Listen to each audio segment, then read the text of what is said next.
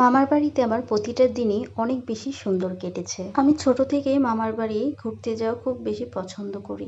আর হ্যাঁ, বলে রাখা ভালো, অনেকেই হয়তো জানে না, অনেকটা বড় হয়ে যাওয়ার পরও আমার বাচ্চামো স্বভাবগুলো রয়েই গিয়েছে। আর আমাকে যার কাছে যেমনই লাগুক না কেন, আমি নিজের খুশি মতন চলতে পছন্দ করি, স্বাধীনভাবে ঘোরাফেরা করতে পছন্দ করি, থাকতে পছন্দ করি। তাতে কে কি বললো তাতে আমার কিচ্ছু যায় আসে না। তবে হ্যাঁ, আমার স্বাধীনতাটা নিয়মের মধ্যে, নিয়মের বাহিরে না।